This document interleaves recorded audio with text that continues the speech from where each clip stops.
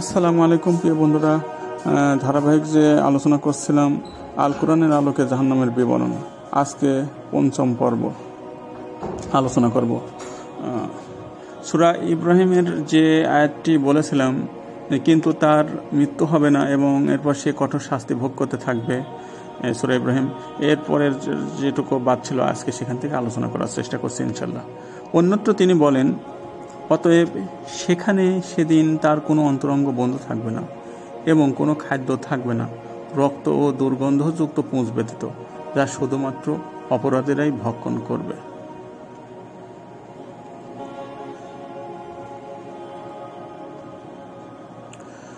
শরীর থেকে নির্গত ঘাম, জাহান্নামীদের শরীর থেকে নির্গত ঘাম অথবা শরীরের ফোড়া থেকে নির্গত দুর্গন্ধ পুঁজকে বলা হয়। পৃথিবীতে যারা মদ কিংবা নেশাজাতীয় দ্রব্য পান করত এবং যারা অহংকারে স্ফীত হয়ে দুনিয়ায় চলাচল করত, তাদেরকে জাহান্নামে শরীর থেকে নির্গত দুর্গন্ধযুক্ত ঘাম বা বিষাক্ত পুঁজ পান করতে দেওয়া হবে। এ মর্মে রাসূলুল্লাহ সাল্লাল্লাহু আলাইহি সাল্লাম বলেন, প্রত্যেক নেশা সৃষ্টিকারী বস্তুই হারাম, আর আল্লাহ তাআলা অঙ্গীকার করেছেন যে ব্যক্তি নেশাযুক্ত পানীয় পান করবে জাহান্নামে তাকে তিনাতুল খাবাল পান করানো হবে।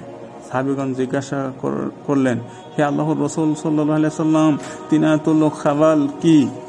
তিনি বললেন, তা হলো জাহান্নামীদের ঘাম বা পুঁজ। অন্য হাদিসে এসেছে, আমর ইবনু শুআয়ব তার পিতা থেকে, তিনি তার দাদা থেকে বর্ণনা করেন, নবী করিম সাল্লাল্লাহু আলাইহি সাল্লাম বলেছেন, কিয়ামতের দিন অহংকারীরা মানুষরূপী ছোট্ট পিপলিকা সদৃশ্য হবে।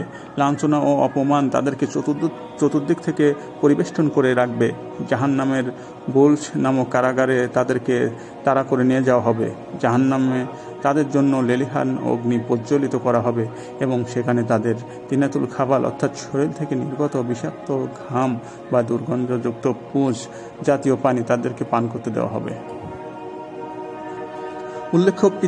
উল্লেখ্য যে পৃথিবীতে যারা তথাকথিত অভিজাত ছিল, যারা আল্লাহর নির্দেশনাবলীর প্রতি সন্দেহ পোষণ করত এবং যারা তাদের প্রতিপালক আল্লাহ সম্পর্কে বিভিন্ন কূটকৌশলে আশ্রয় গ্রহণ করত ও অযথা তর্ক বিতর্ক করত, কিয়ামতের দিন তাদেরকে জাহান্নামের মাঝখানে নিয়ে মাথার উপর ফুটন্ত উত্তপ্ত পানি বর্ষণ করা হবে।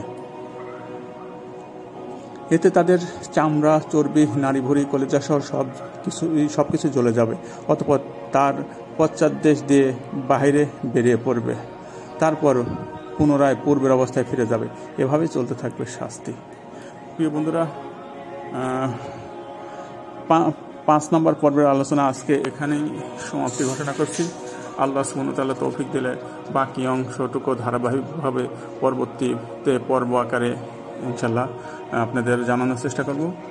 সে নাগাদ সকলেই ভালো থাকুন, সুস্থ থাকুন, নিরাপদে থাকুন।